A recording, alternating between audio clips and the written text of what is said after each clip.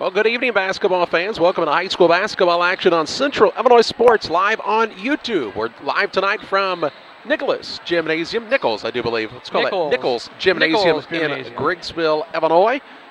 Passionately called the Nick by the local folks. And tonight the Tornadoes are playing their first home game of the season as they play host to the Pittsfield Sockies. Both teams have struggled in the win column so far this season.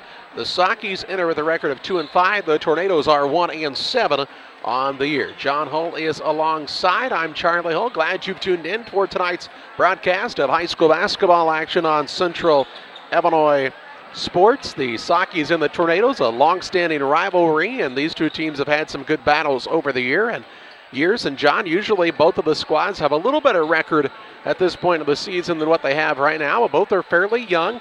Griggsville Perry played in the Beardstown tournament and the North Green tournament, already 2 tournaments under their belt, so they've gotten 8 games in compared to the 7 for the Sockies so far, who of course hosted their own tournament and then have played regular season contests against Southeastern, West Central, and Riverton. And both teams are looking to get back on the winning side of things after falling in their last contest. GP was beaten by North Green in a close contest, and the Sockies were beaten pretty handily by Riverton last Friday night at home. Yeah, Charlie, as you said, both teams generally have been coming in with a little better record than that, but definitely going to, I think, be a competitive contest, Charlie, and we'll look for a good game tonight. Good crowd on in here at Nichols Gymnasium. They've had a lot of events going on. A cookie walk that started around 3:30. Chicken and noodles. They've been serving them since 5 o'clock. They have some raffles that are going on throughout the night. And so a lot for the fans to enjoy here. And they're going to play some basketball as well, I understand. And the Tornadoes are playing their first home game of the season, John. The calendar reads December 11th, but when you play 2 tournaments to start the year and neither of them are at your home gym, that can happen to you. Yeah, it certainly can, and that's a little bit odd. But, as we've talked about, the IHSA removing the stipulation for how many tournaments you can play now. You could play all tournaments if you so chose. You can play 31 games. They don't care how you get them in at this point in time. And so the Tornadoes are in 4 tournaments this year. They played at Beardstown to start the season, then at North Green last week. They will also play in Minden over the Christmas break, and then the Winchester tournament at the beginning of January. So their tournaments, not only are there 4 of them, they're kind of bunched closely together. So a lot of games in a short amount of time, which makes it more difficult if you're Coach Todd Bradshaw trying to get some things turned around on the wins and losses side to coach up a young team. But something always about Todd Bradshaw is he's going to have his teams as prepared as possible each and every time they take the court. Yeah, Coach Bradshaw really does a great job, and he's in his 3rd stint with them now, Charlie? He is. Okay, that's what I was thinking. I was trying to remember if he had left in the middle there again. So his 3rd stint with them, and he's really had a lot of success, really had a lot of talented players, a lot of guys who could really score the basketball, and I think he's got that again in a couple of Koonsman gentlemen. Yeah, Tate and Tucker Koonsman. Tate the freshman, Tucker just a junior in this squad, and they both have really played well this season, and big things expected out of both of them. They've battled some injuries. Dalton Sherman's kind of been banged up as the season's gone along. They've gotten Dalton McAllister back healthy and ready to go. Good size for GP, pretty good athleticism. Now they're just looking to cut down on some of the turnovers and getting some more consistent scoring out of some of their top players. But Colton Ivey has really played well to start this season, and he's kind of been in and out of the starting lineup, but he kind of, no matter what role he's playing that night, has always been able to score for GP, and he really put his team on his back when they beat Father McGivney at the North Green tournament in double overtime, scored 12 of his points in the overtime period, so pretty impressive there. The Sockies are looking for a little more toughness from this varsity squad for Pittsfield. They were beaten, I should say, by Riverton last Friday night, and John, Riverton has pretty good size, and they're not very old either, but they pretty much took it to the Sockies. Pittsfield would get around a 5-point spread, and then all of a sudden Riverton would extend it out, and then toward the end of the things, the Sockies just could not match up with the athleticism and the size that Riverton placed on the court. Yeah, Riverton really had a lot of size and, as you said, a ton of athleticism in the young man that I can't think of his name, Yogerst. Spencer Yogerst. Spencer Yogerst, who made his average at 24 points on the night.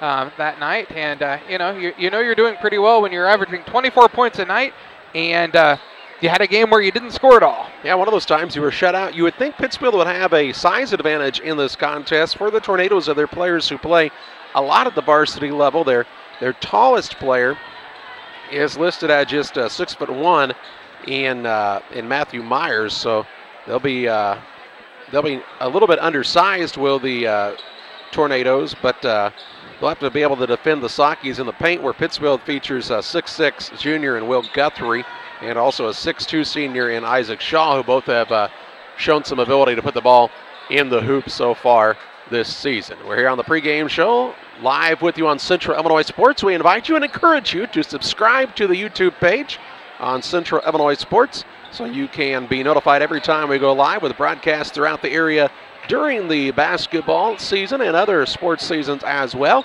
If you like what you're seeing, definitely drop us a note on Facebook, or you can also type it right into the chat window on your YouTube browser. We'll pause for a break here. We'll talk more about the matchup as the Tornadoes play host to the Sockies. Back with you after this. At Country Financial, we know everyone's situation is unique, and we believe that even the biggest goals start with simple steps. So when it comes to protecting the things you love and planning for the future, don't get overwhelmed. Get started today with John Hibbert, your Country Financial agent in Camp Point, Illinois. That's John Hibbert, your Country Financial agent. Call 217-593-6819. John Hibbert, Country Financial, 217-593-6819. Press Yours On You is celebrating 13 years as your source for school spirit wear. They can personalize varsity jackets, hoodies, t-shirts, hats, duffel bags, flags, and more. Show your school pride with a bumper sticker or window decal from Press Yours On You. Visit their online store at www.pressyoursonu.com or visit them on Facebook. Press Yours On You, 506 West Wood on Highway 24 in Camp Point. Call 593-6031. Fellowship of Christian Athletes is an international and local organization that provides support for our athletes and coaches in the area. Small groups called huddles meet regularly in our schools and communities to build strong relationships. Todd Sweatman is our area director for Western Illinois.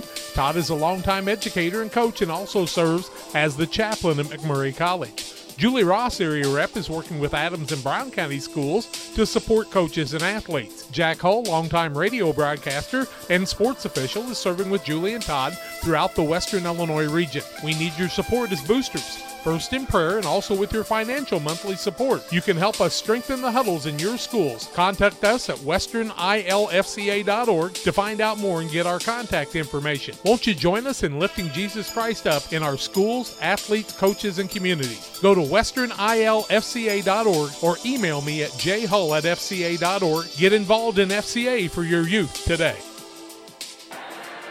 We welcome you back on the broadcast tonight as the Pittsfield Sockies take on the Griggsville Perry Tornadoes live on Central Illinois Sports. John and Charlie Hull with you tonight, and what a crowd on hand here tonight, John. You don't see gymnasiums filled like this anymore, especially on Tuesday nights, so good to see the fans have come out to support.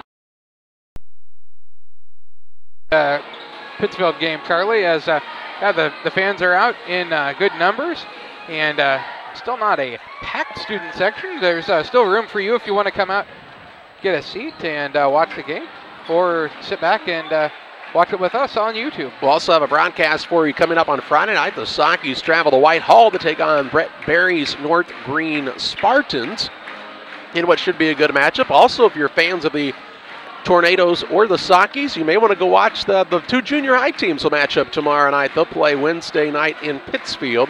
7th grade game is at 6 o'clock with the 8th grade game to follow. And so you could see lots of matchups between the Sockies and the Tornadoes, known at that level as the Braves and the Eagles.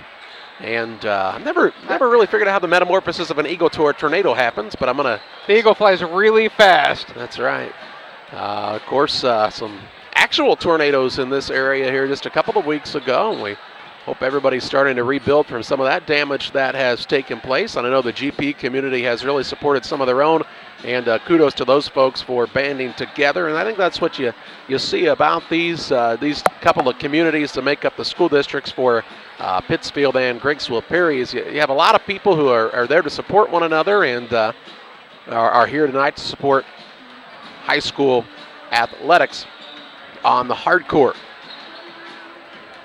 Both teams coming to their respective benches. They'll have the national anthem. We will pause while they have that here tonight, as we don't have a live singer here, so you can pull up your own version. What's your favorite version of the national anthem, John? Whitney Houston? Whitney Houston, yeah. It's, what, about like 8 minutes long? If we started it now, it would not be over by the time the first quarter started, so we will not do that for you. The two teams have come to their benches. Brian Shoemaker, the PA man here for Griggsville Perry, and athletic director as well is Brian Shoemaker now for GP. Will be on the microphone throughout the night tonight. Always does a nice job helping create the atmosphere here at the Nick. Glad you're alongside. A break here as they have the national anthem. When we come back, starting lineups, play-by-play your way next. Dear Western Grain Service is your progressive feed and grain resource for Western Illinois. They offer a full range of feed products for all species and many grain merchandising opportunities with locations in Golden, Paloma, Mount Sterling, Clayton, La Prairie, Liberty, Industry, Carthage, and Blandonsville.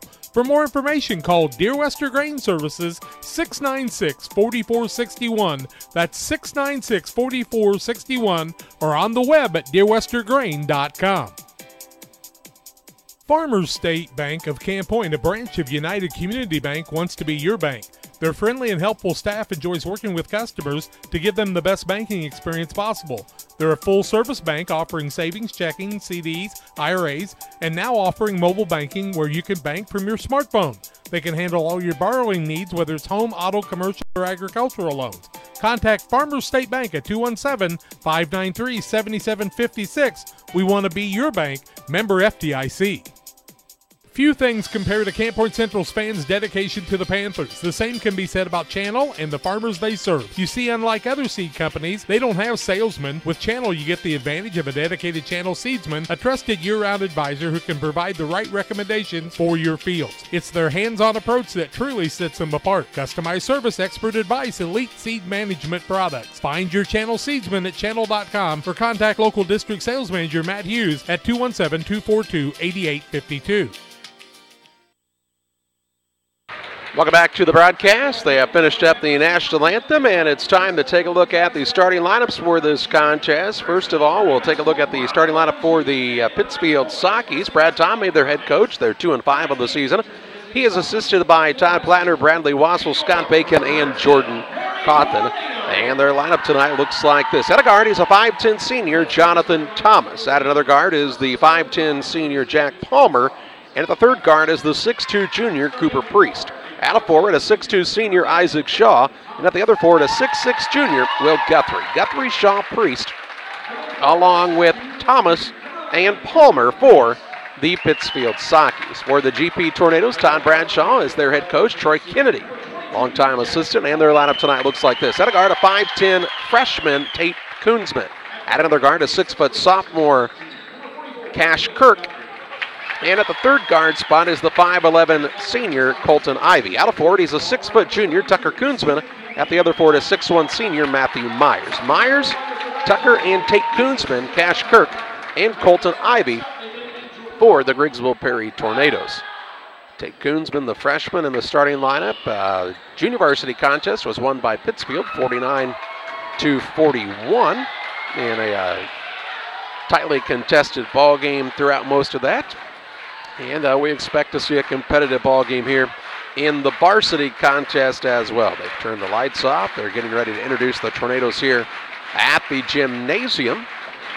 And again, Brian Shoemaker on the PA. If you've never gotten a chance to sit through the starting lineups here at Griggsville Perry, it really is exciting. I think Brian does a good job, just about as good as anybody in the area of making it fun for the kids. And really that's what it's all about, John, is getting the young people out here, having a good time, and competing at a high level. And finding out who's assisting Todd Bradshaw tonight, of course.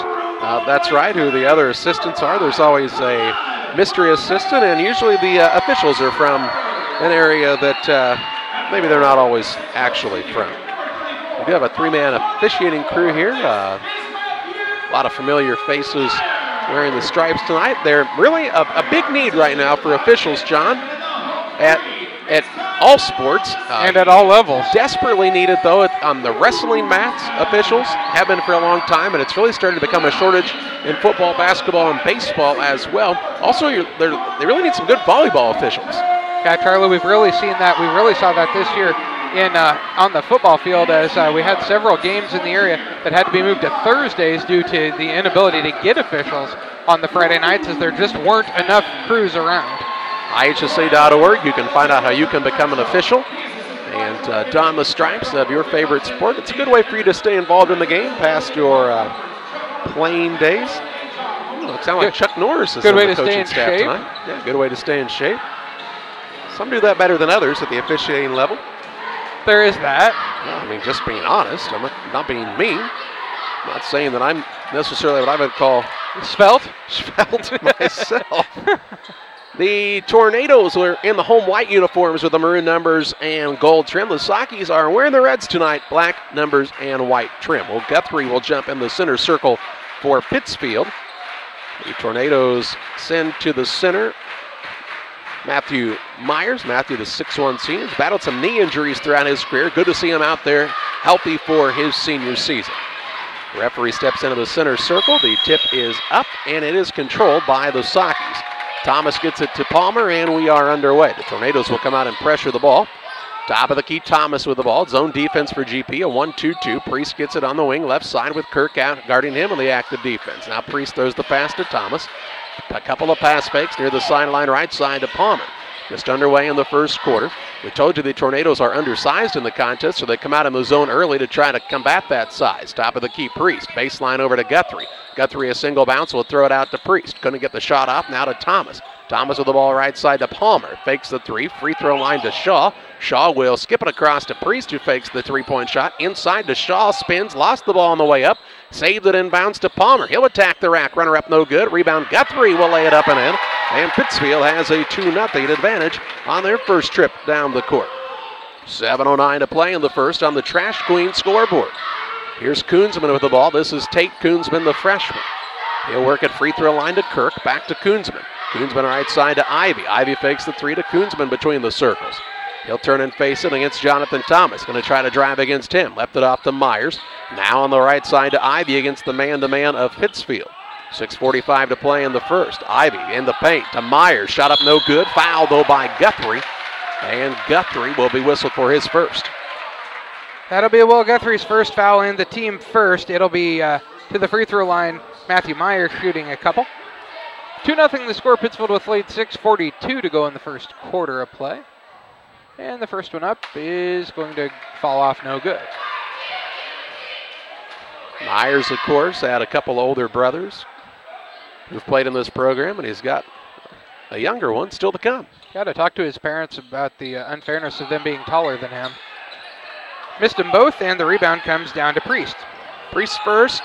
Palmer with the ball into the front court for the Sockies. To Priest down on the baseline. Tried to go to Guthrie. Threw his hands in. Out of bounds. Turnover on the Sockies there first.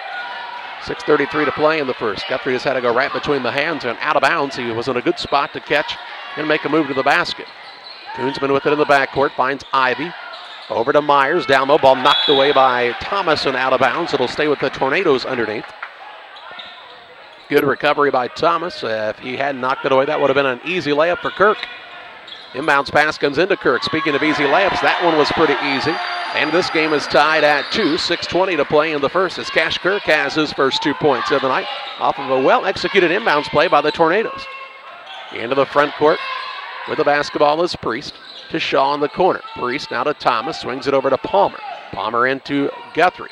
Right side to Priest. Sets, fires, three. Good. Priest from downtown. And makes it a for the Sockies. Good ball movement. Little inside-out movement there for Pittsfield to find Cooper Priest in the corner for three. 5:50 to play in the first on the Trash Queen scoreboard. Ivy, right side. Here's a three on the way up and good by Tucker Koonsman. And the game is tied at 5. Teams answering each other back and forth right now in the early going.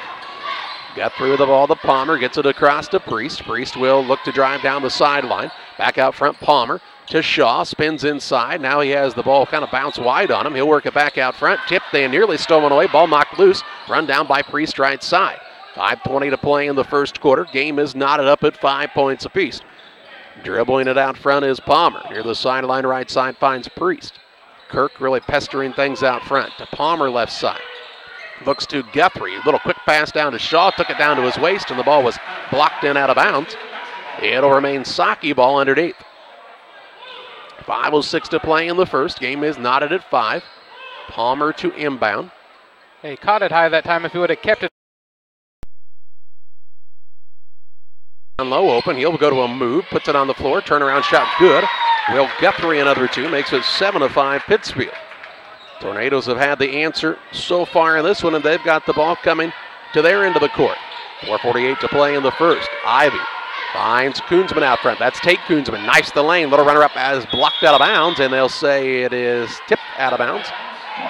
And it'll stay with the Tornadoes underneath. 4:41 to play in the first. Tucker Koonsman to inbound. It gets it to Myers on the baseline. To Ivy.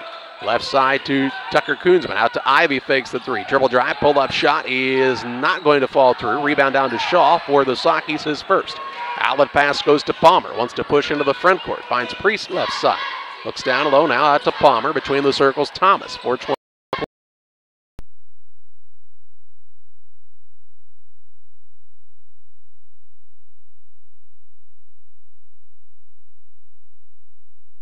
To beat the zone again by Pittsfield. And they have their largest advantage of the night, a 9-5 lead. This 4-point advantage, their biggest of the contest. Halfway home here in the first. Koonsman, right side to Myers. He'll work at free throw line. Kirk, knifes inside. Runner-up is good. Cash Kirk another 2.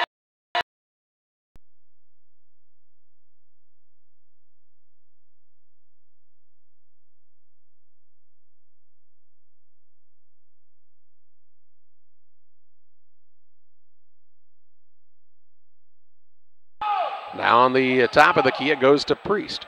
3:35 to play here in the first quarter. Saki's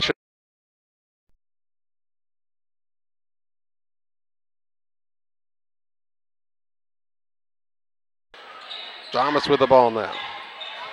Shot put up no good by Palmer. Rebound to Guthrie underneath. Going to try to go back up. He will not get it to fall through. And the rebound down to Ivy for the Tornadoes. His first. Wants to push into the front court.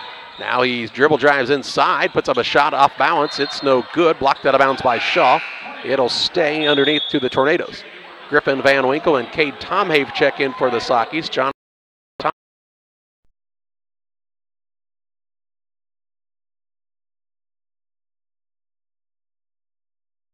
The Sakis inbounds. Cash Kirk. Shot blocked. Gets his own board. Goes up. Shot blocked again by Guthrie. Rebound tipped and pulled in here by Priest.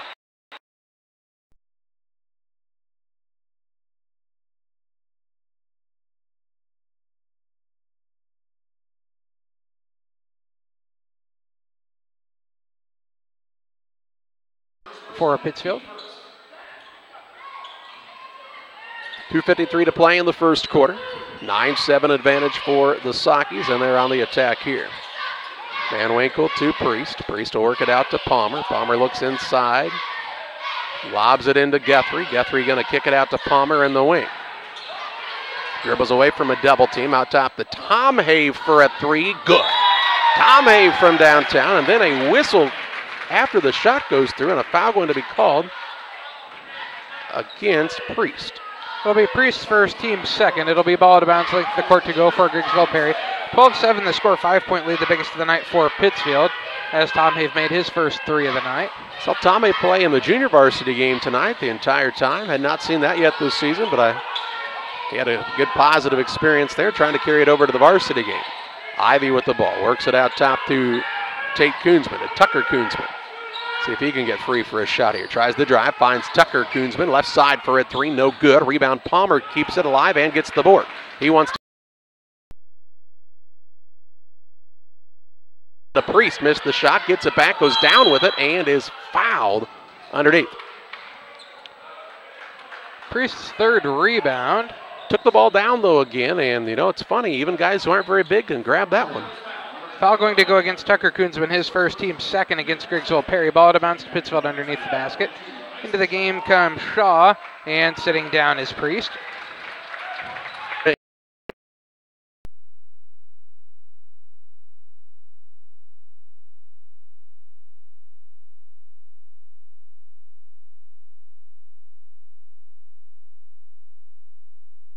2:50 to play in the first. Makes it a 12-9 score, and the first basket of the night by the freshman, Tate Koonsman. He can fly. Needs to get it across. Had to be close to 10. Now over to Palmer. Down low. They'll get it into Guthrie. Missed the shot. Rebound loose on the court, and it's secured by Ivy. Ivy to Koonsman into the front court for the Tornadoes. Coast to coast. Shot up no good, but Tate Koonsman pressing the issue here and drawing a foul this time. That will be Tom Hayes' first and the team third against Pittsfield. To the free throw line, Tate Koonsman shooting a pair. 12-9 the score. Pittsfield with the 3-point lead. 1:26 to go in the first quarter. Play on the Trash Queens scoreboard. And Koonsman. His first is up and good. Give him 3. Makes it 12-10. Tate Koonsman, a very impressive freshman. His second is up, and it's also good. Give him 4. And cuts it to 12-11. Doesn't miss many of those free ones, and that comes from lots and lots and lots of practice. Down to a 1-point game. The Tornadoes have cut it. 1:18 to play in the first quarter. 12-11 the score. Now here's a near steal out at half court. Tom Hay will secure the ball, though, for Pittsfield. Now he'll work a pass to Palmer right side. Palmer with the basketball. Will throw it out top to Tom Hay. Dangerous pass there again. Saki's trying to throw across the top of the front of the zone. And the Tornadoes have Koonsman and Kirk out there, who are both long arm and very athletic. Guthrie down low. Shaw, a little high low. Shaw will go with the reverse layup. He's got his first 2. Makes it 14-11.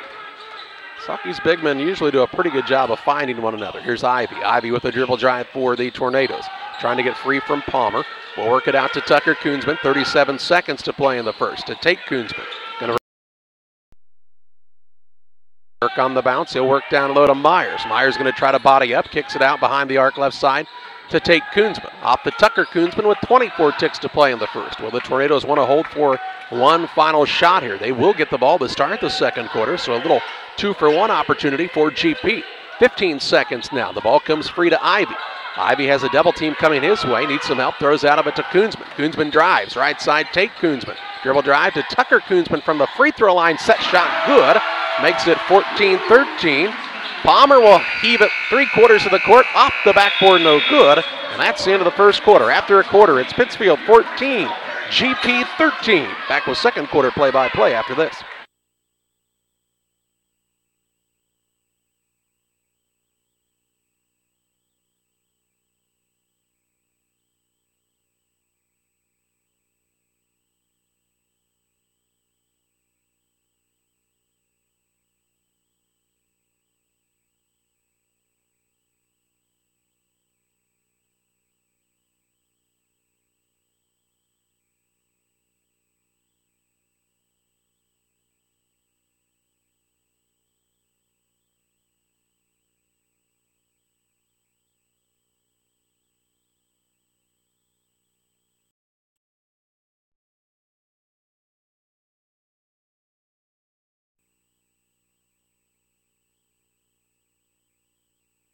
Well, we're ready to start the second quarter of play. It's 14-13 Pittsfield after a quarter, and John's got to look at shooting percentages. Griggsville Perry shooting 5 of 11 from the floor, 45%, 1 of 2 from 3. Pittsfield 6 of 14, 63%. As the year starts to come to an end and families enjoy more time indoors, 6 of 14, 43%, 2 of 5 from 3 for 40%. And a reliable home phone service. So from now until the end of the year. Sorry about that, John. That commercial decided it finally wanted to play for some reason, didn't it? Technology is great when it works right. What's working right now is this game as the Sakis lead the Tornadoes 14-13. The ball off to Kirk. Kirk will drive in, down to Myers, who put up a shot, no good, but he's fouled. And Matthew Myers to the free throw line to shoot a pair. Foul going to be Priest second and the team fourth against Pittsfield. And Myers to the free throw line shooting a pair. He's 0 for 2 from there, looking for his first points of the night. 15-14 the score. Griggsville Perry with the 1-point lead. 6:54 to go in the first half of play. Myers first is up and still just a little long. He's been kind of off the back of the iron all night on those free throws. Priest will check, Van Winkle will check in for Priest. And the second one for Myers is also a little long, no good. Rebound fought for, comes down to Van Winkle. He'll get it to Thomas. Pittsfield has the basketball, trailing the Tornadoes 15-14 on the Trash Queen scoreboard. Into the front court, Palmer with the basketball. Out top to Guthrie. Thomas, right wing over to Van Winkle. Looks inside to Guthrie. Tried to get it away and turned it over. Turnover number 3 by Pittsfield. Kirk with the ball into the front court. Finds Koonsman left side. Out top to Ivy for a deep 3. Good. Ivy from downtown makes it 18-14 Tornadoes with the advantage, and a timeout taken by Saki coach Brad Tomei. We'll pause as well. 6:24 to play in the half. 18-14 the advantage for GP. Back with you after this. As the year starts to come to an end and families enjoy more time indoors, Cascom realizes you need reliable internet, great television, and a reliable home phone service. So from now until the end of the year, Cascom will be offering an amazing deal on its triple play bundle services. Call today and get internet, Broadvision TV, and VoIP phone for only $99 a month for 6 full months. Call us today at 1-800-252-1799. No contracts or install fees. Some restrictions may apply. 6:24 to play in the half. 18-14, the Tornadoes up on Pittsfield. Tornadoes leading the quarter 5-0. And at one on point, a 7-0 run. Yeah, I think Pittsfield had a 4-point lead. Is that was their biggest? Led by as many as 5. All right. Yeah, I think 14 to, might have even been 14-9 at one point. Inbounds pass comes to Van Winkle to Palmer. Also out there, Thomas, Guthrie, and Shaw. Those were the original starters on the night, minus Van Winkle as Priest was in there. Palmer to Thomas, left wing. Works out between the circles to Palmer. 6:09 to play in the half. 18-14 the advantage for Griggsville Perry. Van Winkle, top of the key to Shaw. Looking down in the paint, wants to get it into Guthrie. Out of the lane he goes to Thomas. To Shaw back out front. Back to Palmer. 5:55 to play in the half. Saki's looking for a basket here. Turned it over a couple of times in a row. Shaw left wing to Thomas. Looks down low. Couldn't get the lob. Now to Palmer. Palmer shouts out some instructions for the Sakis. Thomas out to Shaw. Lobs down low to Guthrie. In between his hands and out of bounds. Turnover on the Sakis is their 4th. 3rd in a row. Not a good start to the quarter for Pittsfield here. 5:30 to play in the half. Tornadoes looking to add to this 4-point lead. Coons.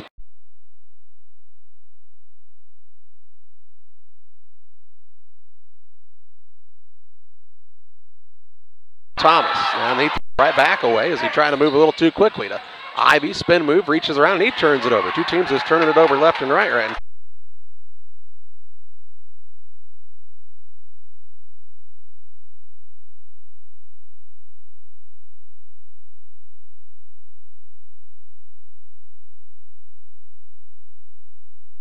Lead, 4:44 to go in the first half of play on the Trash Queen scoreboard. Isaac Shaw shooting a couple. His first is up and good. Give him 3.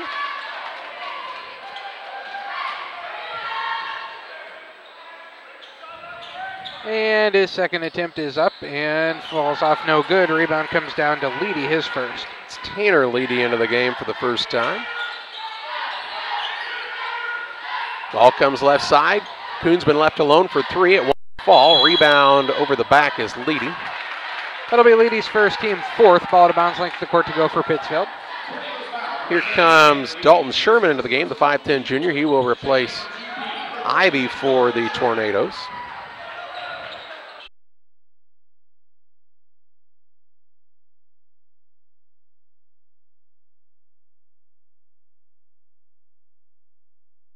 It's down for Griggsville Perry. Inbounds pass comes all the way out near the half-court line to Sherman. He'll work it left side. Ivy on the corner. Koonsman free for 3. In and out. Went all the way down and could not get it to fall. And the rebound comes free to the Sakis. They'll try to tie it up here. Tom Hay works it left side to Thomas. Down low to Petty. It's off of his hands and out of bounds. And 6 turnover against Pittsfield, and almost all of them have been that, forcing it down low too hard. I don't know about forcing it. I think the big men just have to catch the ball. 5 turnovers on post-entry passes. That's probably true, too. Koonsman with the basketball out front. Reverses it over to Ivy. They're looking for Koonsman. He'll put the get one, and Shaw grabs the board. Into the front court. Palmer with it for Pittsfield. to Tom Habe, left side. He throws a pass that goes out of bounds. 7th turnover against Pittsfield. And Here another comes couple in a row there. Cash Kirk into the game. He replaces, looks like Tucker Koonsman going to take a chair. 3:30 to play in the half. 20-18 the lead for the Tornadoes. Koonsman with the basketball, bounces it over to Ivy. Ivy fakes, now he'll put it on the floor, hooks around the man, leaves it left side to Sherman for a three. It is no good. Tom Have has the board for Pittsfield, and then a whistle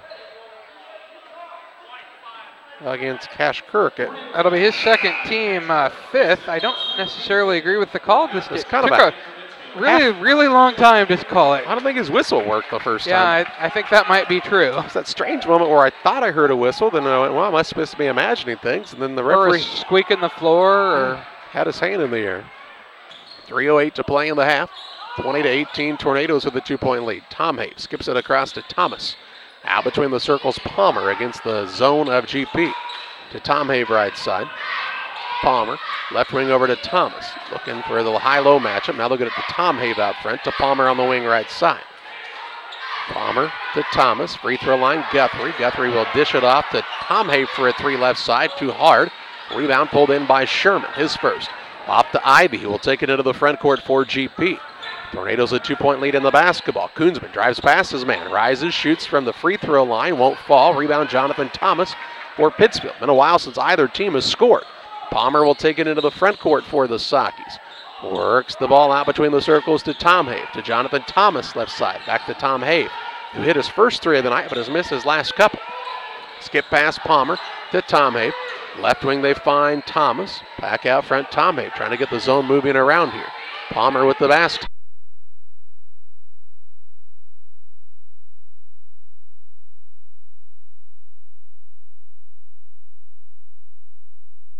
Front court, throws it to Palmer right side. Baseline jump shot is missed. Rebound down to take Koonsman. Koonsman wants to turn and take it into the front court.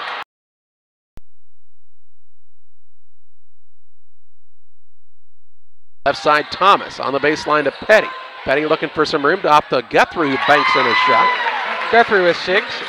And that makes it a 25-22 ball game. GP on top here. After a couple of quick baskets by the Tornadoes, the Sockies respond with one of their own. 48 seconds to play in the half. And close game so far. Now Palmer going to throw it back.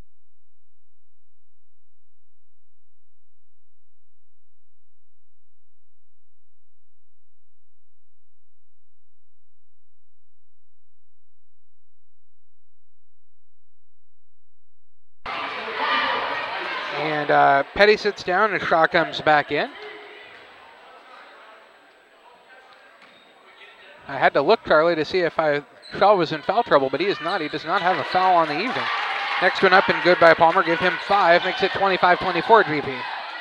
With 40 seconds to play in the half. Tornadoes have the lead and the basketball as Ivy brings it up against Palmer. Drives in, spins, and travels.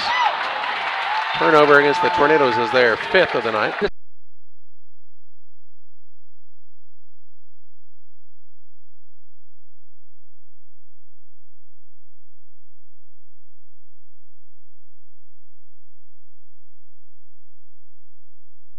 Half.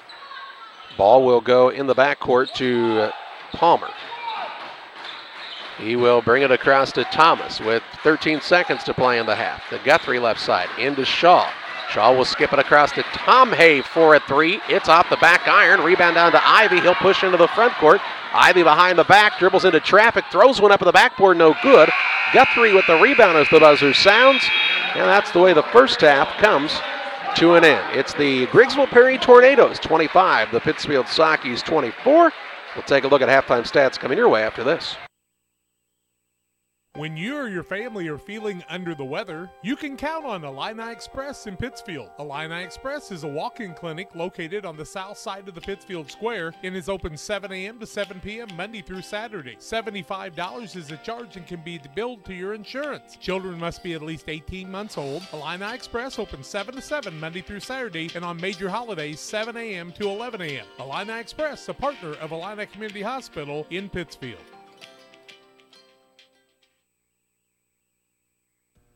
Geared Up is your local choice for custom apparel and awards. No matter the season, sport, or event, we've got the gear to make it a success. Ask us about our fundraising program, available to all schools, businesses, and community organizations. Check us out online at www.wegearyouup.com or call 217-473-6290. That's 473-6290 for Geared Up, custom apparel, and awards. When you're way out on the farm right in the middle of harvest, there's nobody watching. No audience, no crowd. The only bright lights beam from a combine. They're not pointing at you. All that's here is a field. It may not look like a place of glory, but there's still a winner. There's still a score. For many farmers who planted Golden Harvest Seed this year, victory is about to set in. Contact Golden Harvest Seed Advisor Steve Farlow now for the seed to make every acre count. Golden Harvest and Steve Farlow are proud to help sponsor Central Panther football. Halftime lead for Griggsville Perry over Pittsfield by the score of 25-24. The Sockies led the contest by as many as 6 early. The Tornadoes, 5 I should say. The Tornadoes have had a 6-point lead.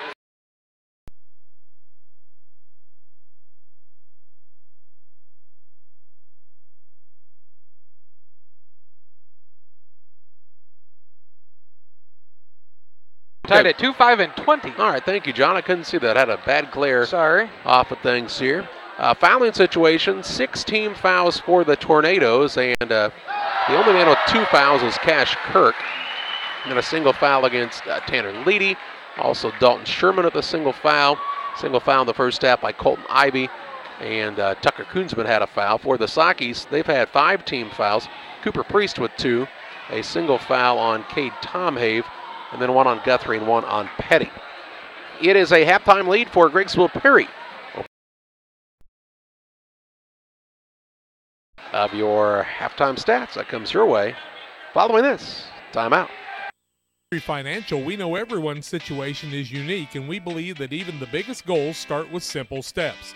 So when it comes to protecting the things you love and planning for the future, don't get overwhelmed. Get started today with John Hibbert, your country financial agent in Camp Point, Illinois. That's John Hibbert, your country financial agent. Call 217-593-6819. John Hibbert, Country Financial, 217-593-6819.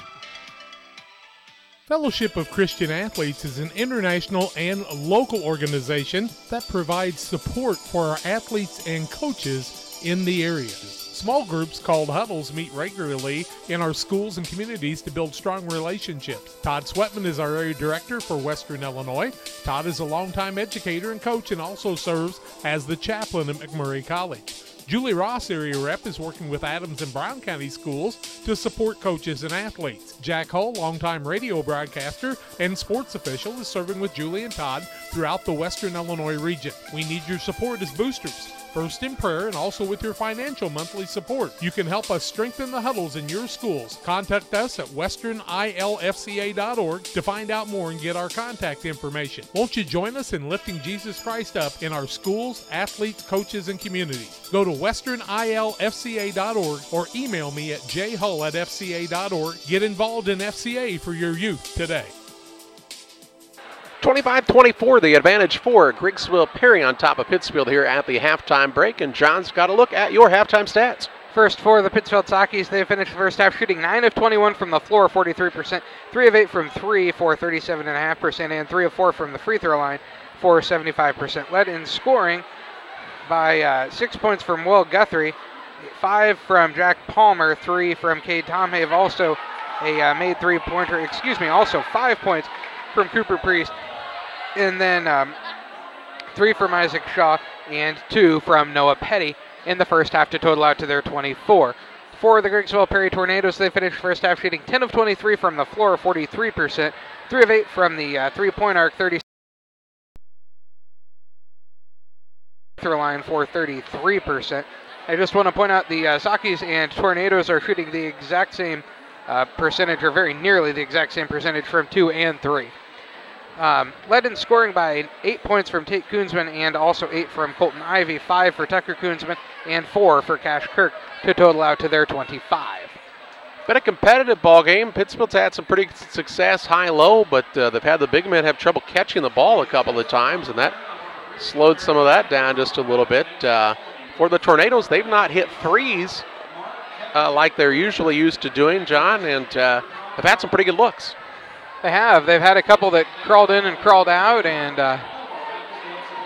Sockies have to get better on that rotation as got to find those shooters, but it's hard with Griggsville Perry because they've got, 3 or 4 of them most of the time on the floor. Yeah, they've got some good shooters on the floor. Again, not a ton of inside presence for the Tornadoes, but, man, they've shown some quickness in this game, especially Tate Koonsman. A couple times he's gotten the ball and went right to the hole. I'd even call him fast, Charlie, as he took the ball one time and went the entire length of the court.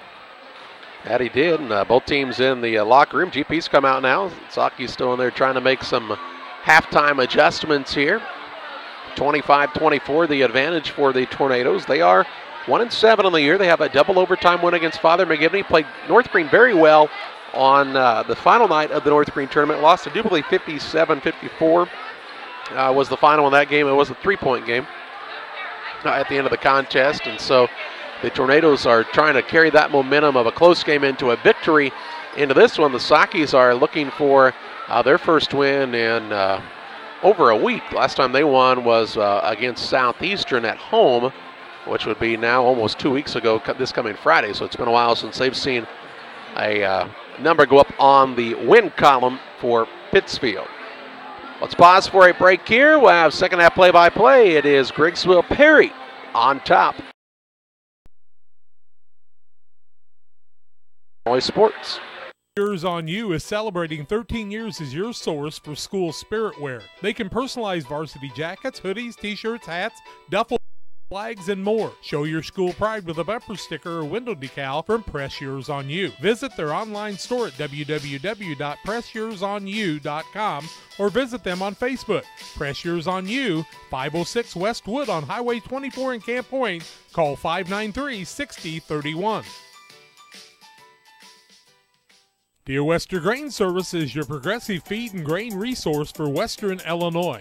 They offer a full range of feed products for all species and many grain merchandising opportunities with locations in Golden, Paloma, Mount Sterling, Clayton, La Prairie, Liberty, Industry, Carthage, and Blandonsville. For more information, call Dear Western Grain Services 696-4461. That's 696-4461 or on the web at dearwesterngrain.com. Farmers State Bank of Camp Point, a branch of United Community Bank, wants to be your bank.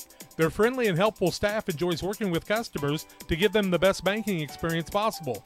They're a full-service bank offering savings, checking, CDs, IRAs, and now offering mobile banking where you can bank from your smartphone. They can handle all your borrowing needs, whether it's home, auto, commercial, or agricultural loans. Contact Farmers State Bank at 217-593-7756. We want to be your bank. Member FDIC. Well, we're just about ready to start the second half of play. It will be, I do believe, Pittsfield basketball to start the second half, if memory serves me correctly. It looks like that's the end of the board that's lit. A lot of the fans still have hung around this one here to see a good one in the second half. There's Kent Hawley out there, superintendent now for Griggsville Perry. Glad to see Kent at the gym tonight. Always good when you see the administrators attending the sporting events. I'll tell you one who's really impressive in the area is superintendent for Quincy, Roy Webb. Guys, that guy's everywhere. He was at a game that the Blue Devils played up on the Chicago area last week. He was there Saturday night, and then I saw him Sunday afternoon at a 5th and 6th grade game at Barry. He's a former military man, right? He's used to going, never stopping. Yeah, pretty impressive guy. Pretty good pickup for the Quincy School District, I'd say. And I'd say they're pretty fortunate to have him. The Tornadoes will have Myers, Tate Koonsman, Tucker Koonsman, Ivy, and Kirk. The Saki's counter with Priest, Thomas, Palmer, Guthrie, and Shaw. As we get ready to start the second half, both teams with their original starters. Looks like the Tornadoes will employ some pressure. And Priest will inbound the ball in the backcourt to Palmer, and we're underway here. Palmer will take it across, free throw line to Thomas, over to Priest. Priest will put it on the deck. Works it out between the circles to Palmer. Man-to-man defense here for GP. Thomas with it, looking down low, lobs it into Shaw. Shaw will fake, now go up with it and score. And give the Sockies a lead of 26-25. Man-to-man surprises me as that's going to really open things up for the big men for the Sockies. Here's a shot fake. Now Ivy will put it up off the dribble, and Ivy's hit a couple of tough shots tonight. He's got 10. And a third lead change as Griggsville Perry takes the lead again, 27-26 on the Trash Queens scoreboard. Priest will take the ball into the front court, bounces right side over to Thomas. Thomas with the basketball, looking down low, nothing open there. Now to Palmer. Free throw line, ball tipped and stolen away. Turnover number 9 on the Sockies. Into the front court, ball knocked away from behind by Thomas. It'll stay underneath for the Tornadoes. 7:06 to play in the third, 27-26, GP the advantage. Tucker Koonsman to impound. It's it to Ivy. Ivy will look for the dribble drive in against Shaw. Beats him down there, shot it up no good. Rebound down to Guthrie. To Palmer, who takes it into the front court for Pittsfield. He surveys the floor, now drives in, left it down low to Guthrie, overthrew him a little bit. Fakes, goes up with it, shot too hard. Rebound pulled in by Tate Koonsman. Pushes it to Kirk. Kirk on the run out into the front court. He is called for an offensive foul as Thomas stood in to take the charge. Cash Kirk's third, team first, and 6th turnover against Griggsville Perry. Ball to bounce, length of the court to go for Pittsfield. 6:46 to play in the third. Thomas came up. Looked like he banged the back of his head off the floor. The referee went up, held up 2 fingers, and I'm going to assume asked the age-old question, how many fingers am I holding up? I'm not sure if that's the actual concussion protocol or not, but Thomas says he's okay, and we're back to live action. We didn't have a tent on the sidelines. Palmer with the ball in the corner finds Thomas. Thomas will throw it out front. Palmer swings it to Priest. Priest surveys the floor, looks for an opening, passes it right side, and throws it off at Thomas out of bounds. 10th turnover, and that pass just led Thomas directly out of bounds. There's no way he was going to have success with it. Here comes Dalton McAllister into the game for the Tornadoes for the first time, the 6'1 sophomore. Sits Kirk down. Kirk gives this team a lot of energy. He does. 6:25 to play in the third, 27-26, Tornadoes on top. Here's a ball hits McAllister, has to run it down out near the half-court line. Kind of hit him in the face. He throws a pass that will be run down out between the circles to Tate Koonsman. Koonsman's going to go a little one-on-one against Palmer here. See if he can make something happen. Crosses over, goes left, rises, shoots, missed it. Rebound to Palmer for Pittsfield. Palmer wants to push into the front court. The right-hand bounce, dribbles around his man, drives to the lane. Shot put up, and Palmer finds the bottom of the net. He's got 7, 4th lead change. Pittsfield with the 28-27 lead. Back and forth battle here in the third. 5:50 to play in this third quarter. Koonsman in the corner to McAllister. He's going to try a little move on the baseline. Rises, shoots, floats in the air, won't fall. Guthrie with the board. And then he had it knocked away and stolen away by Myers, who shot his block. Rebound to Palmer for Pittsfield. Has Shaw down low on the other end because Shaw was already back there from the previous trip and makes it 30-27. Ugly basketball, but the Sockies have extended a lead out to 3. 5:20 to play in the third. Koonsman with it left side. That's Tucker Koonsman off the screen from Myers. Works the ball right side to Ivy in the wing on the right side. Now it goes to Tate Koonsman. Koonsman to Tucker Koonsman. Free throw line, Myers going to go in and is tripped up and fouled by Shaw. Shaw's first, team first. It'll be a ball to bounce to Griggsville Perry underneath their own basket. 30-27 the score. Pittsfield with the 3-point lead. 5:06 to go in the third quarter of play on the Trash Queens scoreboard. Palmer is adjusting the shoe tops. That will stop play and allow Van Winkle and Tom Have to check in for Pittsfield. They will sit down Thomas and Priest. The Sockies get a little smaller out there. Bounce pass coming. Ivy will get it to Koonsman left side. Out between the circles, Tucker Koonsman. The Tate. The brothers. Ivy, left side, 3-ball, too hard. Rebound, Palmer grabs another board. He'll turn and take it into the front court. Shaw took a chair for a moment. Palmer rises, baseline, shot good. Palmer with 9. And makes it 32-27 Pittsfield, and Todd Bradshaw wants a timeout. We'll pause as well. 4:46 to play in the third. 32-27 advantage for Pittsfield. Back with you after this. Caring and experienced professionals at Hamilton Funeral Homes are here to support services to suit your family's wishes and requirements. You can count on us to help you plan a personal, lasting tribute to your loved one, and we'll carefully guide you through the many decisions that must be made during this challenging time. You're welcome to call us at any time of the day, any day of the week. Visit our funeral home in person or on the web at hamiltonfuneralhome.com. Call 217-593-6517. 4:46 to play in the third period. A 32-27 advantage for Pittsfield. John tells us that ties their biggest lead of the contest on the Trash Queen scoreboard.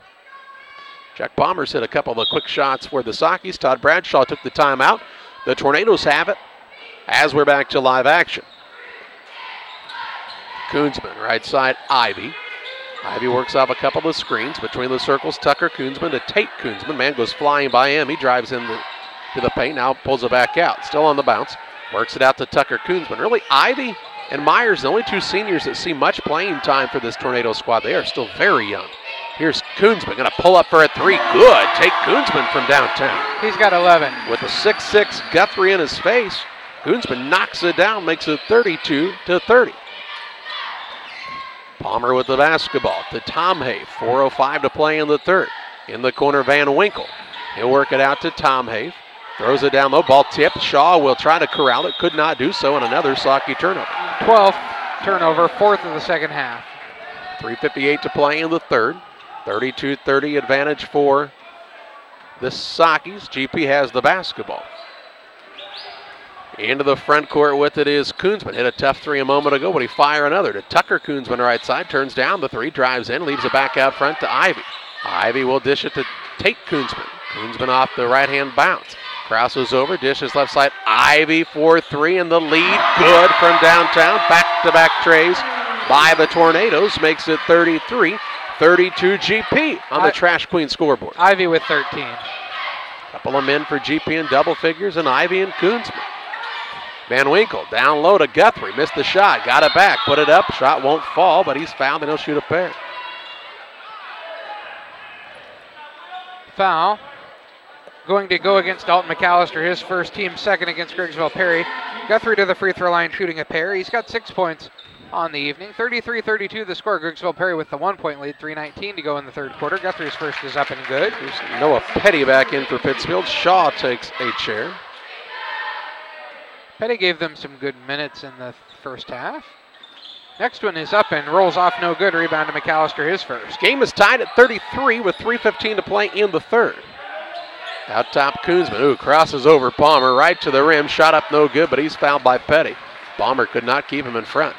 Petty's second, team second. Tate Koonsman to the free throw line where he is 2 for 2. He's got 11. 33. I have the game tied at 33. I believe we should be. That's what they're talking about now down at the bench. And first one up is going to fall off no good for Tate Koonsman. Here comes Leedy back in. McAllister sits down. The board still reads 33-32 Griggsville Perry. I do believe it should be 33 points apiece. And Koonsman's second is up, and it's good. Give him 12. Now it should be 34-33 GP. With 3:09 to play in the third. Still not updated the board, though. Still talking about it. Left side, Van Winkle with the basketball. He'll work the skip pass. It's nearly stolen away. Tom Have runs it down. Bounces at free throw line to Guthrie. Squares, shoots, and scores. Give Guthrie 9. 35-34 Pittsfield with 2:50 to play in the third. That's what we're going to go with. Well, Guthrie made one of the two free throws at the other end. Most definitely. Now they are trying to get it fixed. Here's a ball stolen away by Tom Have. On the run into the front court. Shot up, no good. Foul by Tucker Koonsman. Tucker or Tate? Tate, excuse me. Okay, Tate Koonsman, his first, team third. Tom Have to the free throw line shooting a couple. He's got 3 points on the night. Those came on a three early in the first quarter. 35-34 the score. 2:38 to go in the third quarter of play, and they still don't have it right. First one up and good for Tom Have. Give him 4. 36-34 the score now. Yeah. Board reads 36-35. They actually put a point up for both teams a moment ago. Which was wrong. And Tom Have makes them both. He's got 5. 37-34 with 2:35 to play in the third. Ivy with the basketball out front to Koonsman right side. That's Tucker Koonsman. Going to throw it across to Ivy. Left wide open for three, and he buries it again. This game's tied at 37 with 2:20 to play in the third. And it's still wrong. Yep. We'll keep it right here on our side and see what happens at the quarter break. Guthrie down low, Petty. Petty shoots and scores and one. Petty with 4. Foul. Count the basket. Foul going to go against Myers, his first, team 4th. Petty to the free throw line, shooting 1. Shot up is no good. Rebound tipped around and is traveling. Going to be, rebounded by Ivy, and then he's going to get knocked to a travel by his own teammate. 8th turnover against Griggsville Perry. Should be, is it 39-37, Carly? 39-37. Okay, that's what I thought. It's very confusing right now. 2:04 to play in the third. Inbounds pass comes over to Van Winkle. Left side, Palmer fakes the 3. He'll work it out between the circles. Van Winkle to Petty. Petty squares and needs to get out of the lane. Right side, Tom Have. 1:50 to play in the third. Over to Palmer. Free throw line, Petty. Petty looks down low, lobs it into Shaw. Shaw rises, shoots, and scores, and makes it 41-37. Shaw with 9. 1:39 to play in the third. Ball out front, Koonsman works it on the right side of Tate. Koonsman going to try the baseline move. Free throw line, Leedy had it bounce off of his foot and turned over. Tom Have with the ball on the run out toward the front court. He has it right side over to Van Winkle. Van Winkle will take a single dribble to Shaw at the free throw line. Back to Van Winkle, down low, Petty going to try to muscle up. Shot no good, a lot of contact down there. Rebound still loose. Palmer comes out of the scrum with it and is fouled by Ivy. That'll be Colton Ivy's second, team 5th.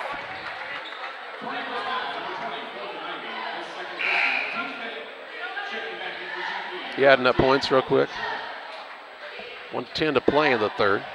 I have 41 for Pittsfield, so that's correct. Petty with the ball. He'll work it out to Tom Have. Around to Van Winkle. Looks down low and threw it away. Turned it right over, threw it right into the hands of Myers. 1 minute to play in the third. And it's 37. That's not in question. You were correct. Yep, right wing with it is Ivy to Koonsman, left wing. That's Tate Koonsman, the freshman. Trying to dribble away from his man, finds Leedy, baseline move, rises, shoots, hung up in the air forever. Rebound on the miss, comes down to Petty. His first. Into the front court, Palmer with the basketball. 40 ticks to play in the third. To Tom Have, between the circles, Palmer, as Pittsfield has the basketball, holding for what could possibly be a final shot of the third, leading 41-37 on the Trash Queen scoreboard. Palmer right wing to Van Winkle. Out front it goes to Palmer. Palmer will look in the corner to Tom Have. Trapped there, out of it to Palmer on a high pass with 15 ticks to play in the third. Palmer with the basketball has picked it up near the half-court line. Right wing over to Van Winkle. To Shaw. Palmer. Tom Have looking down low. Throws it into Petty off the glass and in for 2. Makes it 43-37. And then the ball got loose, so they'll stop the clock with 0.6 of a second. 6-point lead is the biggest of the night for Pittsfield. 43-37 the score. 0.6 of a second left. And I don't understand why this is so confusing, Charlie. And no shot. That wouldn't have counted had it fallen. It didn't anyway. So it's a 43-37 lead for the Sockies over the Tornadoes after 3 quarters. We'll keep it right here. Exciting game. The back and forth. Tornadoes had a 6-point lead in the quarter, as did Pittsfield. So a little swing there. And we're ready to start the fourth quarter of play. What kind of adjustments need to be made? Well, Pittsfield turned the ball over 5 times in that quarter. Could GP force the Tornadoes into, or I should say, could GP force the Sockies into more turnovers to try to get right back into this contest? Or can Pittsfield handle that pressure? On the other side, can GP find Ivy? He's red hot right now. He's hit some big shots.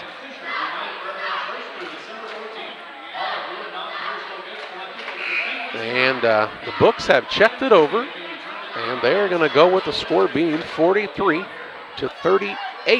to start this final quarter.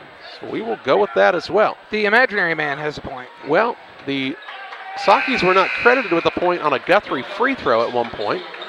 And then when they did credit it, it got credited on both sides, but we'll go with it. 43-38 the lead for Pittsfield. Well, Griggsville Perry shooting 14 of 33 from the floor, 42%, 6 of 12 from 3. Pittsfield 17 of 32, 53%, 3 of 8 from 3. Pittsfield did not take a three-pointer in the third quarter. Ivy with the ball out front. He's out there along with Kirk, Tate Koonsman, Sherman, and Matthew Myers, the 5 for the Tornadoes. Here's Koonsman, finds Sherman, turns down the 3. Sherman's battled some hand injuries, so he hasn't seen quite as much playing time as you think you usually see out of him. Pretty solid player for the Tornadoes. Right wing with it is Tate Koonsman. Going to go at Palmer, the freshman against the senior. Drives, rises, shoots, and scores. He's got 14. 43-40. He's a special freshman, this Koonsman, for sure.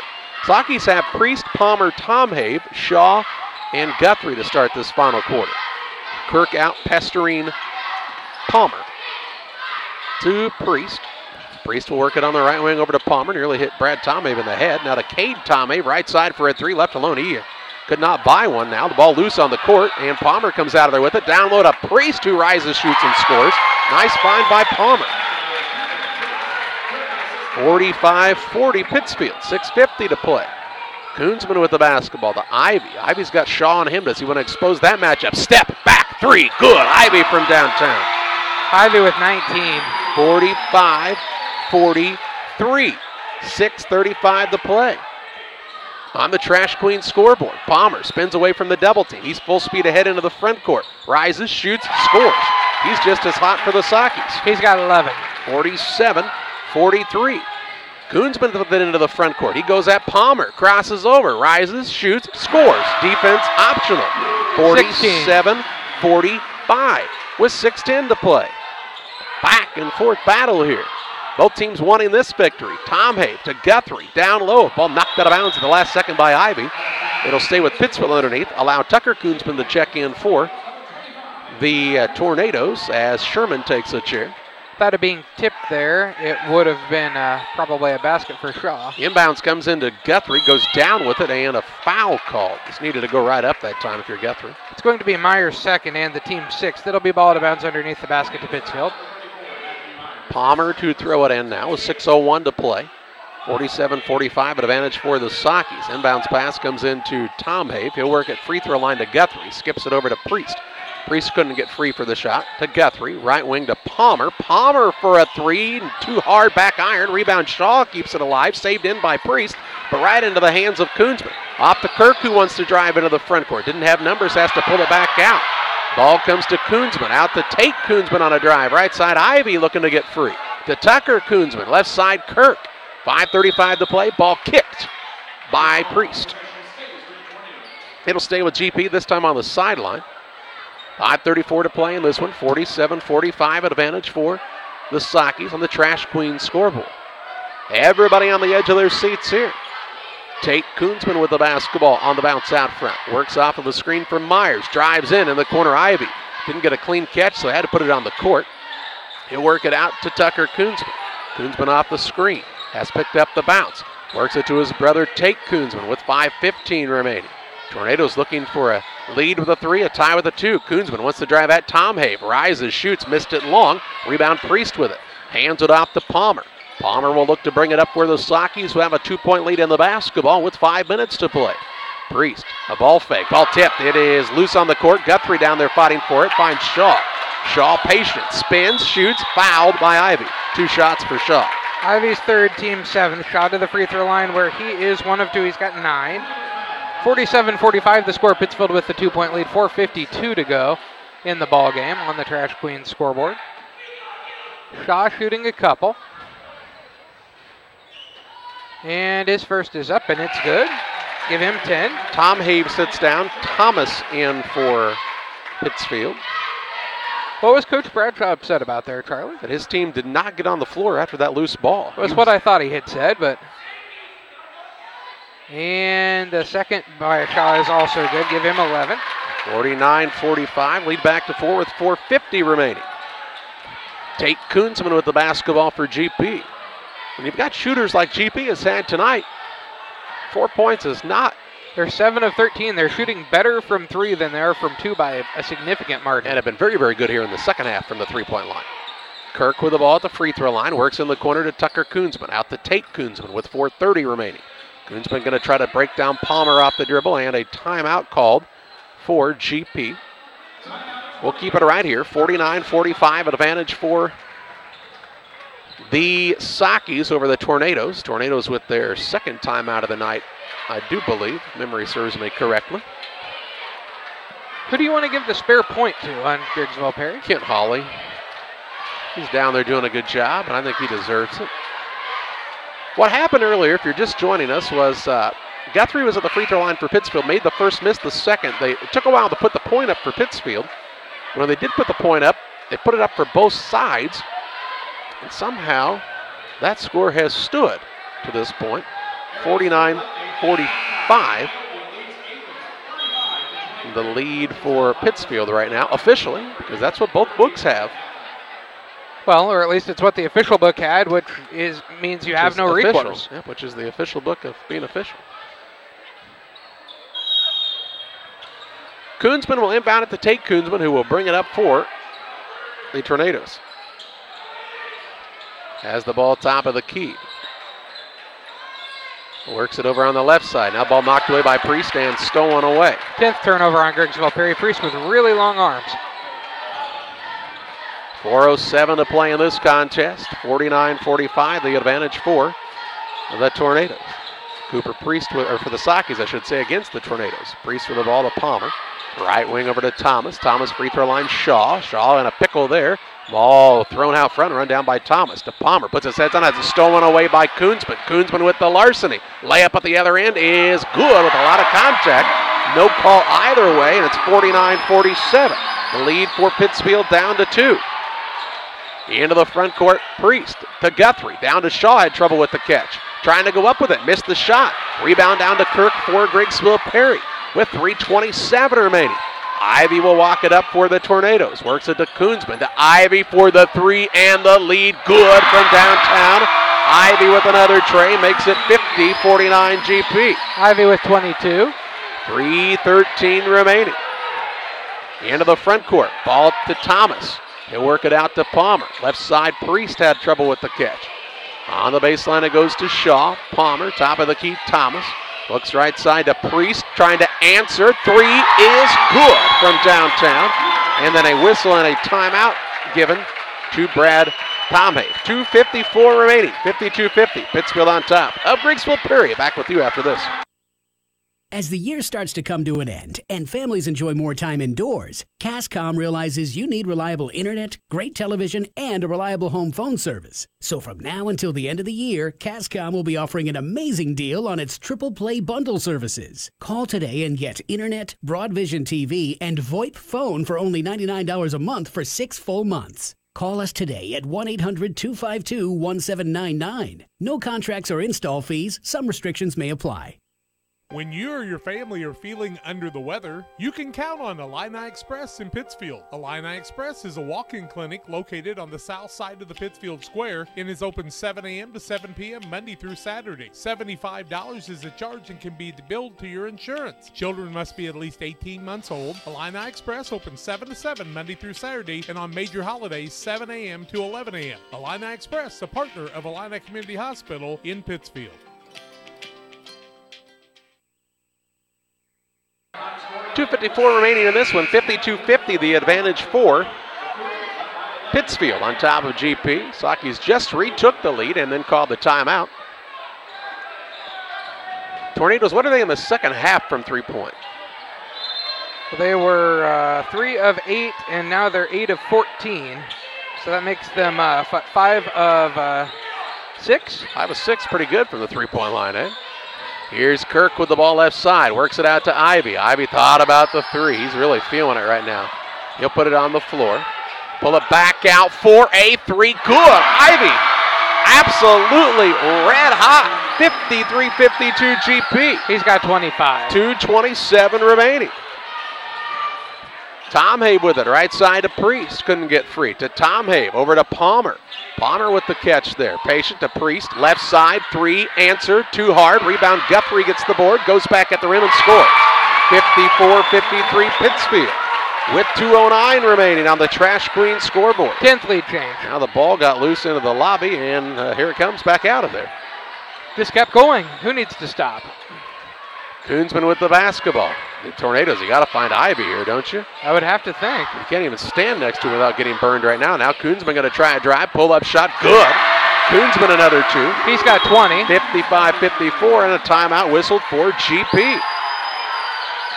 Timeout Tornadoes. They're on top, 55-54, 1:46 remaining. How many lead changes, John? 11. 11 lead changes in this battle here. 55-54. Griggsville Perry with the lead, 1:46 to go in the ball game. On the Trash Queen scoreboard, as Charlie told you. Tate Koonsman with 20 points. Colton Ivy with 25. Let's see, 1, 2, 3, 4, 5, 6, 7. He's made 7 3-pointers, so 21 of his 25 are from 3. He's hit some tough ones and some very clutch ones here down the stretch. Yeah, so he's made 7 of their 9 3-pointers also, of their 9 made threes. I'll also tell you, West Hancock leads Monmouth Roseville 43-29 after 3 quarters in their game. At halftime, West Central on top of Calhoun 41-30. So some leads there for West Central and West Hancock. All the West teams. Teams from the West doing well right now. Here it is a lead for Griggsville Perry, 55-54. The Sakis have just 2 team fouls in the second half, so if it gets into a situation where they'd have to foul to put the Tornadoes up the stripe, they'd have to do so in a hurry. They find themselves down by a point here, can run the baseline. Tomhave to inbound it. We'll get it into Palmer in the backcourt. Back to Tomhave. Tomhave will look to bring it up. The sophomore with the ball, takes it across the half-court line. That's the double team coming his way, now gets it to Palmer. 1:36 remaining. Out top, Tomhave to Palmer left wing. Looks inside, tries the lob down to Guthrie. He'll put up a baseline shot, no good, but he's fouled by Myers. That'll be Myers' 3rd, teammate, and Guthrie to the free throw line shooting a pair. He's 1 of 2 from the free throw line. He's got 11. 55-54 the score. Griggsville Perry with the lead on the Trash Queen scoreboard. 1:28 to go in the ball game. Will Guthrie shooting a couple. His first is up, and it's a little long, no good. He's frustrated as he's usually better at the free throw line than he has been tonight. 1 of 3 now. Second one's up, and it's still too long, no good. Rebound comes down to Koonsman. Koonsman the board. He'll turn and take it into the front court. Right side, Tucker. Koonsman drives baseline. Out to Ivy. 1:20 to play. Gets it to Koonsman. Drives the middle. Runner up too hard. Rebound, Guthrie grabs it to Palmer. Palmer pushes into the front court for Pittsfield. 55-54 the lead for GP. Palmer with the basketball to Tomhave. Works it over to Palmer. 1:04 remaining in this contest. Right wing, Priest. Holds it there, looks to have somebody make a move. Now he'll work it out between the circles to Shaw, to Tomhave left side. Tomhave between the circles, Palmer with 50 seconds remaining. An opening. Swings it a couple of times, has picked it up. To Tomhave, off to Palmer, 40 seconds left.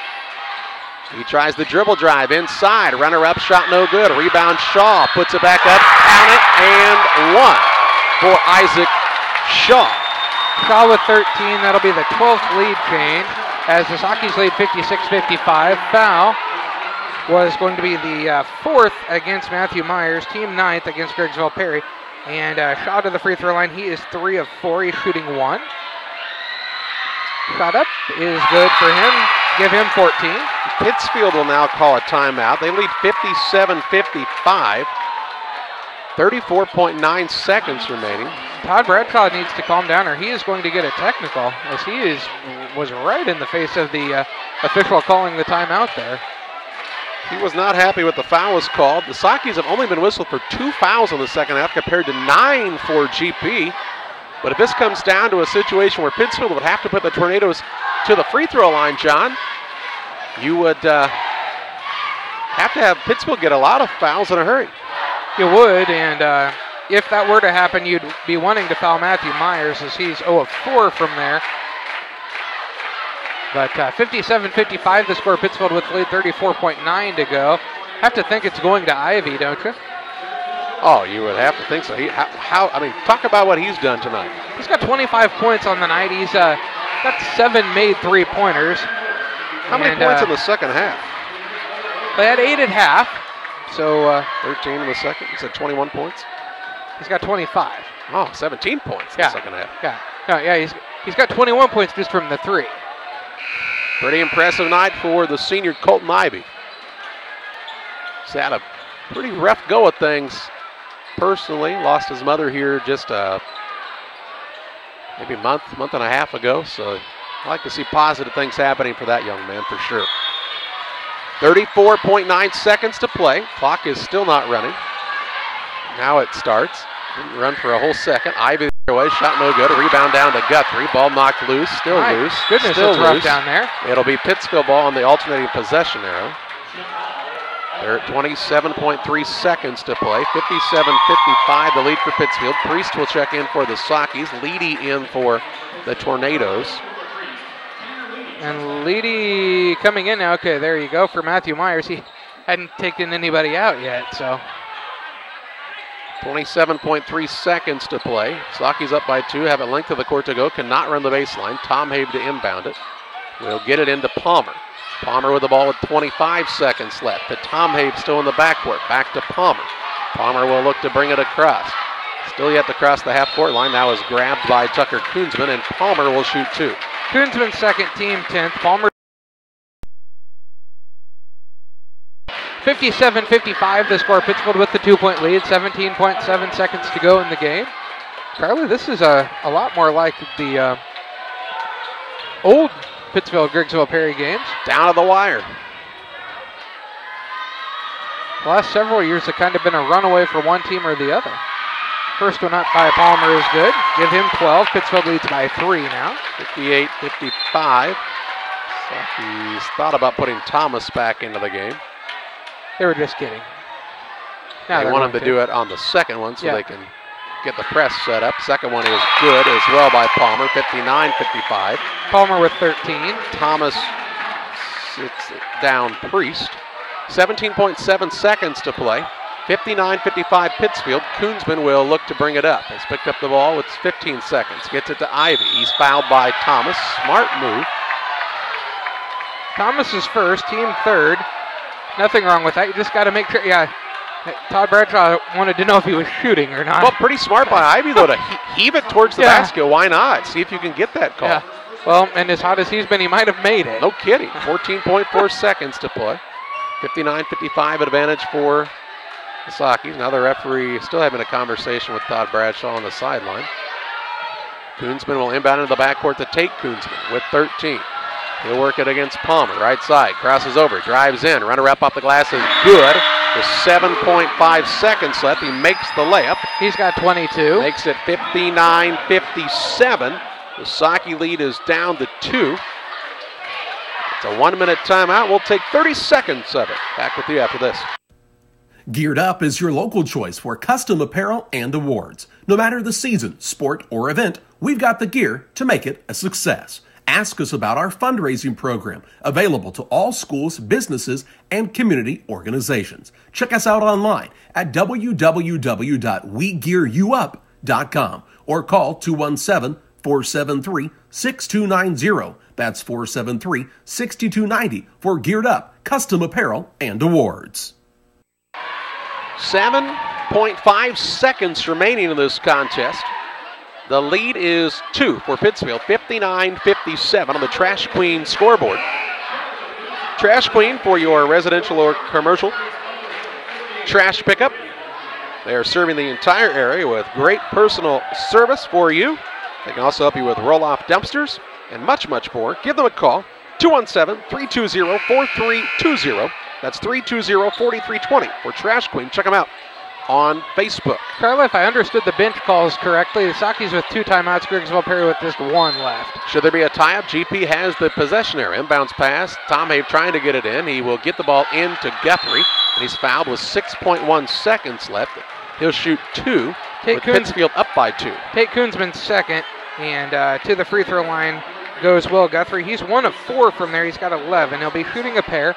He's usually much better than that from the free throw line. 59-57, the score, 6.1 seconds to go in the game. Pittsfield with the 2-point lead on the Trash Queens scoreboard. Guthrie's first is up, and it's still too long, no good. He's been a little long on most of them tonight. McAllister in, Leedy down, 6.1 seconds to play.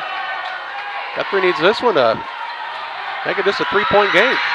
Guthrie's second is up, and it hits nothing but the bottom of the net. He's got 12. And Brad Tomhave calls the timeout. 60-57 with 6.1 seconds to play. Is it fair to say this one's still a long way from being over? Well, I don't know. I mean, I'm not so sure Colton Ivy couldn't stand from the other end and chuck it and make it right now, Charlie. Ivy has had a night, to say the least. And he is looking to...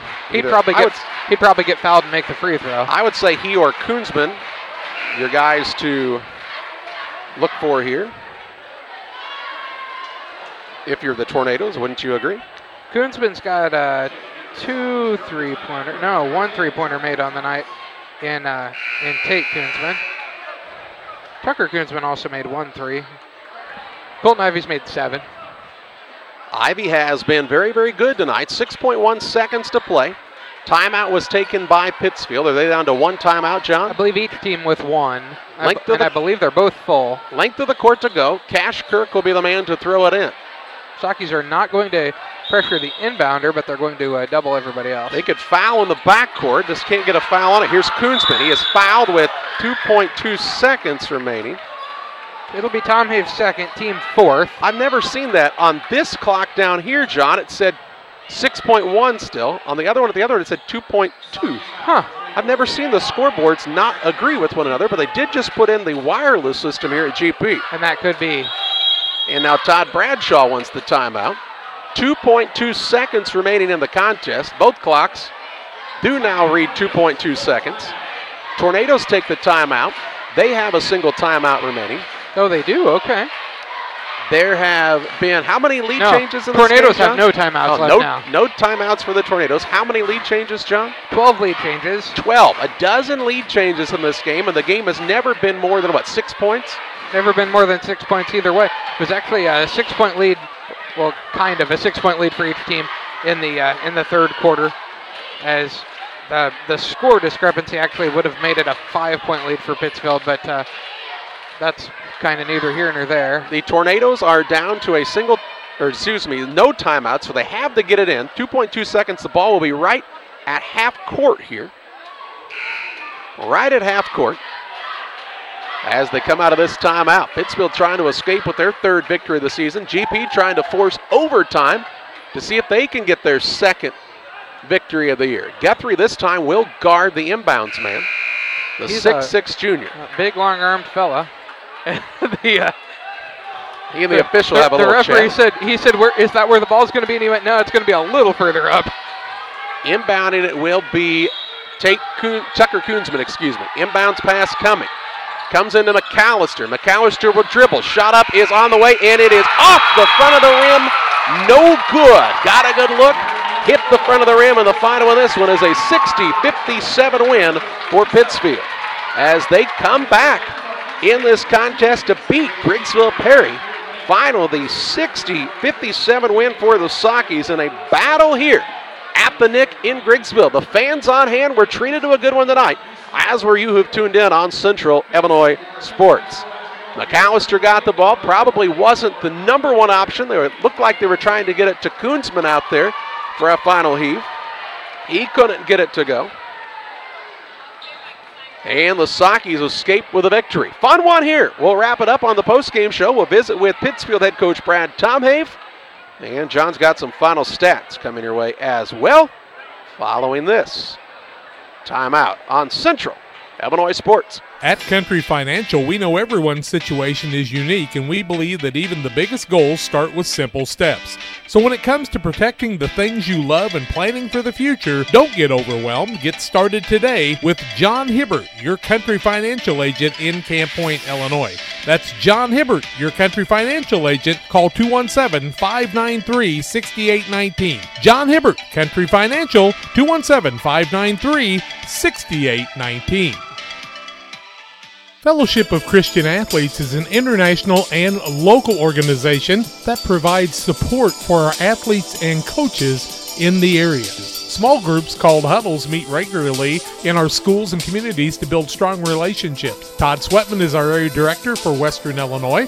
Todd is a longtime educator and coach and also serves as the chaplain at McMurray College. Julie Ross, area rep, is working with Adams and Brown County schools to support coaches and athletes. Jack Hull, longtime radio broadcaster and sports official, is serving with Julie and Todd throughout the Western Illinois region. We need your support as boosters, first in prayer and also with your financial monthly support. You can help us strengthen the huddles in your schools. Contact us at westernilfca.org to find out more and get our contact information. Won't you join us in lifting Jesus Christ up in our schools, athletes, coaches, and communities? Go to westernilfca.org or email me at jhull@fca.org. Get involved in FCA for your youth today. We welcome you back on the postgame. Final in this one, a 60-57 win for Pittsfield over Griggsville Perry, and what was a battle the entire night.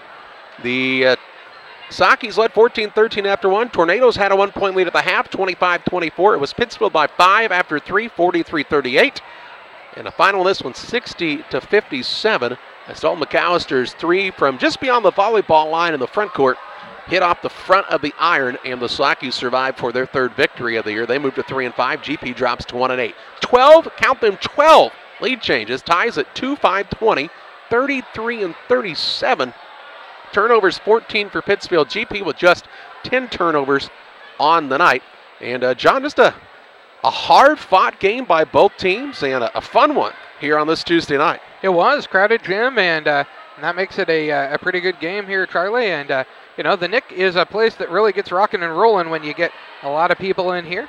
And like I said, felt a little more like an old Pittsfield-Griggsville Perry game, as there were lots of people here, lots of people cheering, and cheering for both teams very solidly tonight. For the Griggsville Perry Tornadoes, they finished the game shooting 22 of 45 from the floor, 49%, 9 of 16 from 3, 56.25%, 3 of 8 from the free throw line, 37.5%. Led in scoring by 25 points from Colton Ivy, 22 from Tate Koonsman, and then 5 points from Tucker Koonsman, 4 from Cash Kirk to get to their 57, kind of. For the Pittsfield Sakis, they finished the game shooting 22 of 42 from the floor, 52%, 4 of 12 from 3, 33%, 12 of 18 from the free throw line, 67%.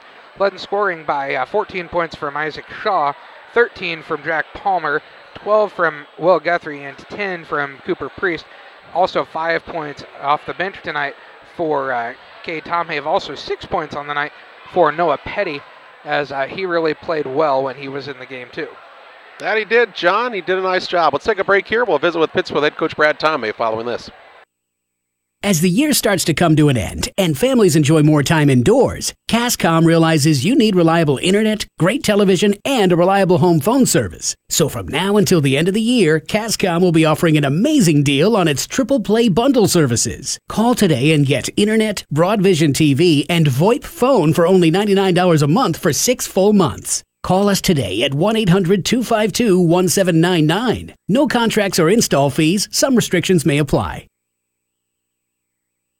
When you or your family are feeling under the weather, you can count on Illini Express in Pittsfield. Illini Express is a walk-in clinic located on the south side of the Pittsfield Square and is open 7 a.m. to 7 p.m. Monday through Saturday. $75 is the charge and can be billed to your insurance. Children must be at least 18 months old. Illini Express opens 7 to 7 Monday through Saturday and on major holidays 7 a.m. to 11 a.m. Illini Express, a partner of Illini Community Hospital in Pittsfield.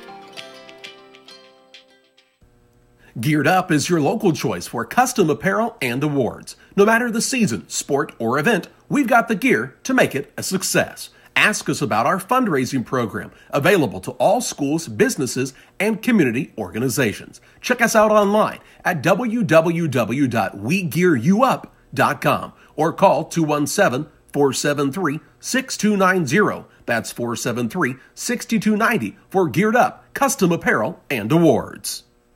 We welcome you back to the broadcast. Final on this one, a 60-57 win for Pittsfield as they defeat the squad from Griggsville Perry. Saki's improved to 3-5 on the season. Tornadoes dropped to 1-8, and we now visit with Saki head coach Brad Tomave. And coach, you knew coming into this contest, the Tornadoes with just one victory on the season, but it played very well against North Green on Friday night.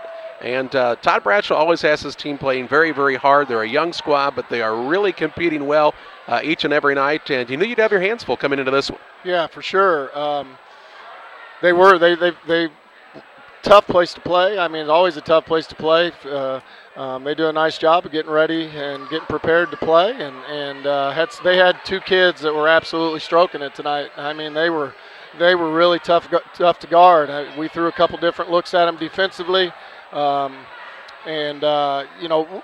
gave them some open looks, and we didn't guard them exactly how we wanted to all the time. But for the most part, I thought they made shots with hands in their face. And the Ivy kid, boy, he caught fire and hit several threes with hands looking through hands. And then the Koonsman kid for a freshman, boy, that kid's special. He's a nice player. He broke us down quite a bit and got into the lane and hit some shots. And that's with a scout. You know, it wasn't like he surprised us. We knew how good he was, and we knew what he could do and how he wanted to score.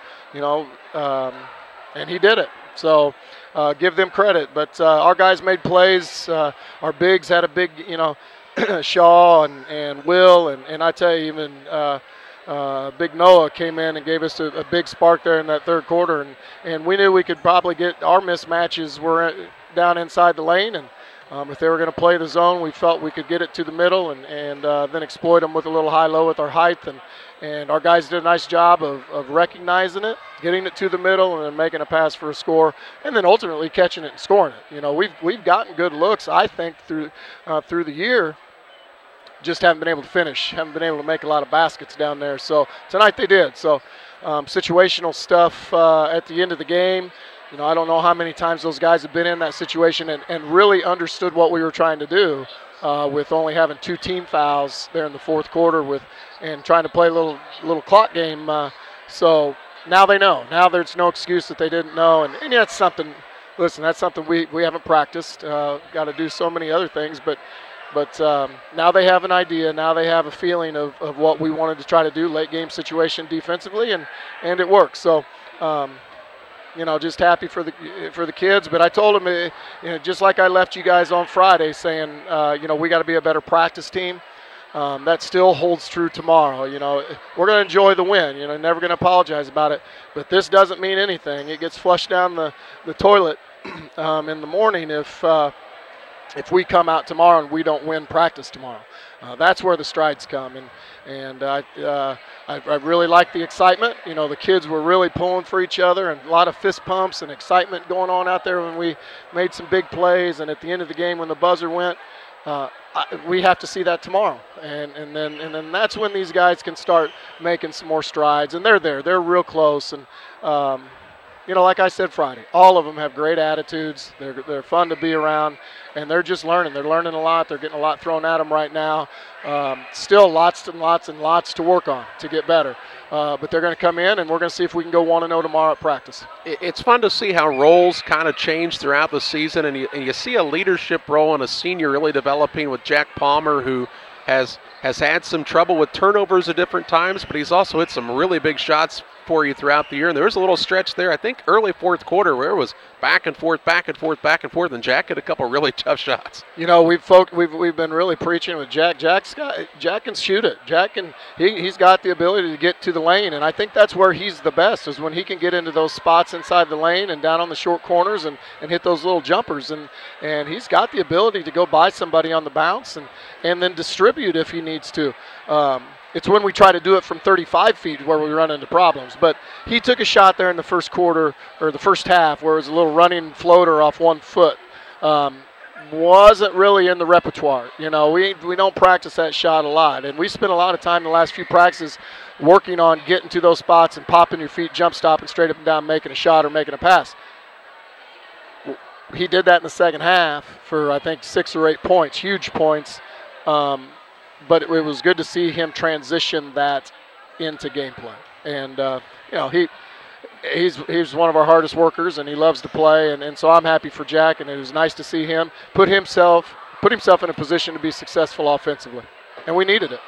You talked about, on the other side of things, Colton Ivy for Griggsville Perry hit some huge shots in this game, and we talked a little bit on the broadcast. Colton hadn't had the easiest go of it from the personal side here the last couple of months with the passing of his mother, and you always like to see positive things happen for a young man like that. Oh, for sure. You know, you never want to go through those things no matter how old you are. You know, no matter how it's never easy. It doesn't matter what time in your life it happens, but especially for a young kid to lose a parent like that, you know, your heart goes out to him and his family.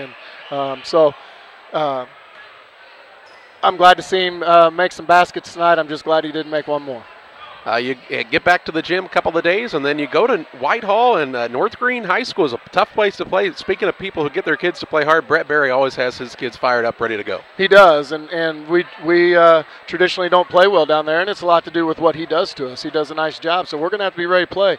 They're going to pose. They're going to throw some bigs at us with a 6'9" and a couple 6'6" kids, I believe, that are going to, you know, we're not going to be able to get the high-low stuff like we did tonight. So we're going to have to step up and make shots in other areas. And these kids they're ready to get in the gym tomorrow, and I'm excited to go back to get in there with them tomorrow and Thursday, and then head to North Green on Friday and see if we can't get better. We'll let you get going. Hopefully Coach Plattner didn't drive the bus well already. Coach Tom, as always, thanks for the time. Thanks, guys.